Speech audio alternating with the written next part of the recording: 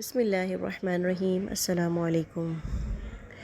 Motor cycle کا puncture لگواتے ہوئے میں فیصلہ کر چکا تھا کہ اس ہفتے بھی اپنے گھر واپس نہ ہی جاؤں تو بہتر ہے۔ دیر تو ویسے بھی ہو چکی تھی اور جہاں پچھلے 3 ہفتے گزر گئے ہیں یہ ہفتہ بھی گزار ہی لوں تو گرمیوں کی چھٹیوں میں ایک ہی بار چلا جاؤں گا۔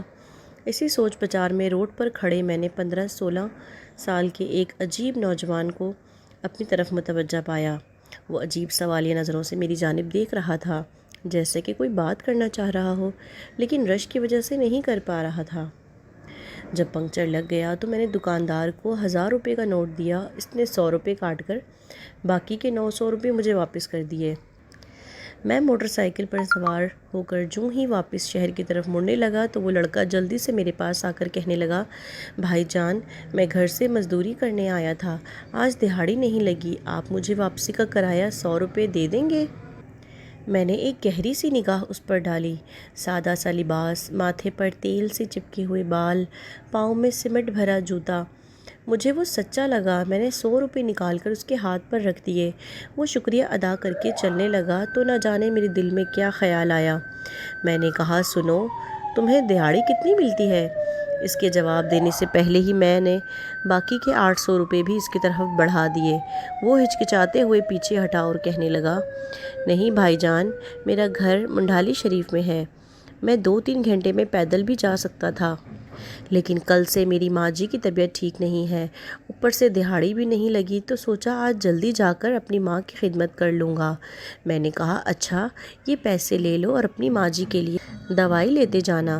وہ کہنے لگا، دوائی تو میں کل ہی لے گیا تھا، آج میں سارا دن ماں جی کے پاس ہی رہوں گا تو وہ خود ہی ٹھیک ہو جائیں گی، مائیں دواؤں سے کہاں ٹھیک ہوتی ہیں بابو جی۔ میں نے حیران ہو کر پوچھا کہ تمہارا نام کیا ہے؟ اتنے میں اس کی بس بھی آ گئی۔ وہ بس کی چھت پر لپک کر چڑھ گیا اور میری طرف مسکراتے ہوئے زور سے بولا، گلو۔ گلو کی بس آہستہ آہستہ دور ہوتی جا رہی تھی، لیکن گلو کے واپس کیے ہوئے 800 روپے میری ہتھیلی پر پڑے ہوئے تھے اور میں ہائی اسٹریٹ کے رش میں خود کو یکدم بہت اکیلا محسوس کرنے لگا۔ کچھ سوچ کر میں نے موٹر سائیکل کا رخ ریلوے اسٹیشن کی طرف موڑ لیا۔ موٹر سائیکل کو اسٹینڈ پر کھڑا کر کے ٹوکن لیا اور ٹکٹ گھر سے 700 روپے میں خانیوال کا لے کر گاڑی کے انتظار میں بیٹھ گیا۔ کب گاڑی آئی، کیسے میں سوار ہوا، کچھ خبر نہ ہوئی۔ چیچا وطنی اسٹیشن پر اتر کر پھاٹک سے اپنے گاؤں کے رکشے پر سوار ہوا۔ آخری بچے ہوئے 100 روپے کرایہ دے کر جب شام ڈھلنے اپنے گھر کے دروازے سے اندر داخل ہوا تو سامنے صحن میں چارپائی پر امی جان سر پر کپڑا باندھے نیم دراز تھیں۔ میرا بڑا بھائی دوائی کا چمچہ بھر کر انہیں پلا رہا تھا۔ مجھے دیکھتے ہی امی جان اٹھ کر کھڑی ہو گئیں اور اونچی آواز میں کہنے لگیں کہ میرا پتر خیر سے گھر آ گیا ہے، اب میں بالکل ٹھیک ہوں۔ میں آنکھوں میں آنسو بھرتے ہوئے دوڑ کر ان کے سینے سے جا لگا۔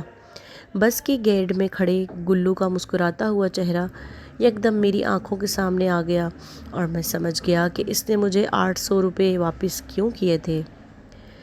والدین کی جان اپنے بچوں میں ہوتی ہے، اس بات کا خیال رکھا کریں۔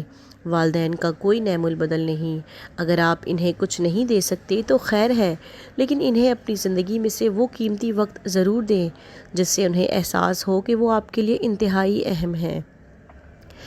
مائیں دواؤں سے کہاں ٹھیک ہوتی ہیں۔ ماں باپ کو آپ کے پیسوں کی نہیں، آپ کی بھیجی ہوئی دواؤں کی نہیں، بلکہ آپ کی ضرورت ہوتی ہے۔